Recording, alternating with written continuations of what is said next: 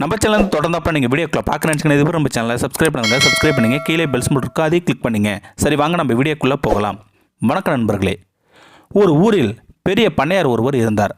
அந்த ஊரில் இருந்த பெரும்பாலான நிலங்கள் அவருக்குத்தான் சொந்தம். அவரிடம் முனியன் என்ற உழவன் வேலை பார்த்து வந்தான். அவனுக்கு குடிசை ஒன்றும் சிறிதளவு நிலமும் இருந்தன. பண்ணையாரிடம் வந்த அவன், ஐயா, எல்லா நிலத்திலும் உழுது விதை நட்டு விட்டார்கள். என் நிலம் மட்டும்தான் வெறுமன உள்ளது. நீங்கள் சிறிது தானியம் தாருங்கள், என் நிலத்திலும் விதைத்து விடுகிறேன் என்றான் முனியன். என் நிலத்திலேயே உழுது பயிரிடு, சொந்தமாக பயிரிட வேண்டாம். பண்ணையாராகும் ஆசை விட்டுவிடு, கூலியாளாகவே இரு, அரை வயிற்று கஞ்சியாவது கிடைக்கும் என்று கோபத்துடன் சொன்னார் அந்த பண்ணையார். சோகத்துடன் வீடு திரும்பினான் முனியன். தன் மனைவியிடம் வந்து, நாம் பலம் பெறுவது பண்ணையாருக்கு பிடிக்கவில்லை, தானியம் தர மறுத்துவிட்டார். நீயும் நம் குழந்தைகளும் எப்போதும் பல பட்னி கிடைக்க வேண்டியதான். இதுதான் நம் தலைவிதி என்று வருத்தத்துடன் கூறினான் முனியன். அவர்கள் குடிசையில் குருவி ஒன்று கூடு கட்டியது. இதை பார்த்த அவன் மனைவி, நம் குடிசை புயலுக்கும் மழைக்கும் எப்பொழுது விழுமோ என்று நாம் அஞ்சுகிறோம். இங்கு வந்து குருவி கூடு கட்டுகிறது பாருங்கள் என்று கணவனிடம் சொன்னாள் மனைவி. பாவம், வாய் பேச முடியாத உயிர் அது. நிலைமை புரிந்தவுடன் அதுவே இங்கிருந்து போய்விடும். நாம் அதற்கு தொல்லை செய்ய வேண்டாம் என்றான் முனியன். கூட்டில் அந்த குருவி 4 முட்டைகள் இட்டது. 4ம் குஞ்சுகளாயின. திடீரென்று அந்த குருவி கூட்டுக்குள் ஒரு பாம்பு நுழைந்தது. குருவி குஞ்சுகளை பிடித்து சாப்பிடத் தொடங்கியது அந்த பாம்பு. அந்த குருவிகள் அவை அலறின. அங்கே வந்த உழவன் பாம்பை அடித்து கொன்றான். அதற்குள் அது 3 குஞ்சுகளை தின்றுவிட்டது. தரையில் விழுந்த ஒரு குஞ்சு மட்டும் உயிரோடு இருந்தது. அதை அன்போடு எடுத்தான் முனியன். அதன் கால்கள் உடைந்திருப்பதைக் கண்டு அதற்கு கட்டு போட்டான்.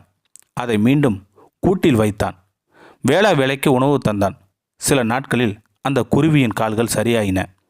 அங்கிருந்து அது பறந்து சென்றது. உழவன் குடும்பத்தினரும் வறுமையில் வாடினான். இப்படியே அரைவயிற்று சாப்பாடு எவ்வளவு காலம் வாழ்வது? நமக்கு விடுவே கிடையாதா என்றாள் மனைவி. அப்பொழுது அவர்கள் வீட்டு கதவு யாரோ தட்டும் ஓசை கேட்டது. கதவை திறந்தான் அவன். அவன் வளர்த்த குருவி வெளியே இருந்தது. அதன் வாயில் ஒரு விதை இருந்தது. அதை அவன் கையில் வைத்தது. இதை உன் வீட்டு தோட்டத்தில் நடு, சிறிது நேரத்தில் வருகிறேன் என்று சொல்லிவிட்டு பறந்தது அந்த குருவி. மீண்டும் வந்தது. அது இன்னொரு விதையும் தந்தது. இதை உன் வீட்டு முன்புறத்தில் நடு என்று சொல்லிவிட்டு பறந்து சென்றது. 3ஆம் முறையாக வந்த அந்த குருவி இன்னொரு விதையும் தந்தது. இதை ஜன்னல் ஓரம் நடு, என் மீது காட்டிய அன்பிற்கு நன்றி என்று சொல்லிவிட்டு பறந்து சென்றது அந்த குருவி. சொன்னபடியே 3 விதைகளும் நட்டான் முனியன். மறுநாள் காலையில் அங்கே 3 பெரிய பூசணிக்காய் காய்த்திருந்தன. இதை பார்த்து வியப்படைந்தான் அந்த முனியன். தோட்டத்தில் இருந்த பூசணிக்காய் வீட்டுக்குள் கொண்டு வந்தான். அதை 2 துண்டாக வெட்டினான் முனியன். என்ன வியப்பு! அதனுள் இருந்த விதவிதமான உணவுப் பொருட்கள் வந்தன. சுவையான அவற்றை எல்லோரும் மகிழ்ச்சியாக உண்டனர். மீண்டும் அந்த பூசணிக்காய் ஒன்று சேர்த்தான் முனியன். பழையபடி அது முழு பூசணிக்காய் ஆனது. மகிழ்ச்சி அடைந்தான் முனியன். இது மந்திர பூசணிக்காய். நமக்கு உணவு தேவைப்படும் போது பிளந்தால் உணவு கிடைக்கும். மீண்டும் சேர்த்து விட்டால் பழையபடி ஆகிவிடும். இனி நமக்கு உணவு பஞ்சமே இல்லை என்றான் முனியன். வீட்டின் முன்புறத்தில் ஒரு பூசணிக்காய் உள்ளது, அதை கொண்டு வாருங்கள். அதற்குள் என்ன இருக்கிறது என்று பார்த்து விடலாம் என்றாள் மனைவி. அந்த பெரிய பூசணிக்காய் உருட்டி கொண்டு வந்தான் முனியன். கத்தியால் அதை வெட்டினான். உள்ளிருந்த அழகான ஆடைகள், விலை உயர்ந்த மணிகள் கொட்டின. ஜன்னலோரம் இருந்த 3வது பூசணிக்காயும் கொண்டு வந்து வெட்டினான். அதற்குள் இருந்தது பொற்காசுகள் கொட்டின. அதன் பிறகு அவனும் மனைவியும் குழந்தைகளும் நல்ல உணவு உண்டனர். விலை உயர்ந்த ஆடைகள் அணிந்தனர். மிகப்பெரிய வீடு ஒன்றை கட்டத் தொடங்கினார்கள். உழவன் சில நாட்களே பெருஞ்செல்வன் ஆனதை அறிந்தார் பண்ணையார். அவனிடம் வந்தார் அவர். டே முனியா, உனக்கு எங்கிருந்து இவ்வளவு செல்வம் கிடைத்தது? உண்மையை சொல் என்று கேட்டார் அந்த பண்ணையார். அவனும் நடந்தது எல்லாம் அப்படியே சொன்னான். தன் மாளிகைக்கு வந்தார் அவர். எப்படியாவது பெரும் செல்வம் சேர்க்க வேண்டும் என்று நினைத்தார் அந்த பண்ணையார். வீட்டின் மேல் பகுதியில் குருவி கூடை ஒன்றை அவரே செய்தார். குருவிகள் அதில் வந்து தங்கும் என்று அவரும் எதிர்பார்த்தார் அந்த பண்ணையார். அவர் எண்ணம் ஈடேறியது. ஒரு குருவி வந்து அந்த கூட்டில் தங்கியது. 4 முட்டைகளை இட்டது. 4 குஞ்சுகளும் வெளியே வந்தன. பாம்பு வரவே இல்லை. பொறுமை இழந்த அந்த பண்ணையார் பெரிய கம்புடன் குருவி கூட்டை நொறுக்கினார்.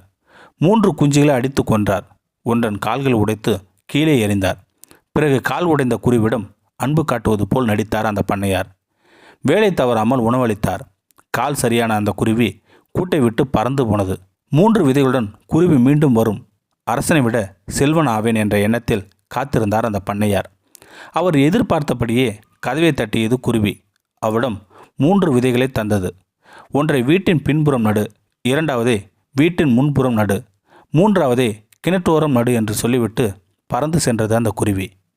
என்ன நிறைவேறியது என்று மகிழ்ந்தார் அந்த பண்ணையார். 3 தானியங்களை நட்டார். மறுநாளே 3 பெரிய பூசணிக்காய்களை காய்த்திருந்தன. தோட்டத்தில் இருந்த பூசணிக்காயை வீட்டுக்குள் கொண்டு வந்தார் அந்த பண்ணையார். அதை வெட்டினார். அதற்குள் இருந்த எண்ணற்ற பூச்சிகள் வெளியே வந்தன. அவர் வயலில் விளைந்திருந்த பயிர்களை எல்லாம் ஒரு நொடிக்குள் தின்றுவிட்டு மறைந்தன அந்த பூச்சிகள். வாயிலும் வயிற்றிலும் அடித்து கொண்டார் அவர். முன்புறத்தில் இருந்த 2வது பூசணிக்காயை வெட்டினார். அதற்குள் இருந்த தீ வெளிப்பட்டது. அது அவரையும் அந்த மாளிகையும் ஒரு நொடிக்குள் சாம்பலாக்கியது. கொடிய பண்ணையாரும் ஒளிந்தார் என்று ஊர் மக்களே மகிழ்ந்து வெள்ளத்தில் ஆழ்ந்தனர். 3வது பூசணிக்காயை உடைக்க யாரும் முன்வரவே இல்லை. அதற்குள் பாம்பு, தேல், பூரான் என்ற எண்ணற்ற பூச்சிகள் இருப்பதாக பேசிக்கொண்டார்கள் அந்த ஊர் மக்கள். இந்த கதையிலேருந்து நாம் என்ன தெரிஞ்சுக்கிட்டோம்னா, எண்ணம் போல் வாழ்க்கை. எண்ணம் போல் வாழ்க்கைனா நாம் யாரையுமே கெடுக்க நினைக்கக்கூடாது. இதுவே உண்மையான இந்த கதையின் கருப்பொருளாகும்.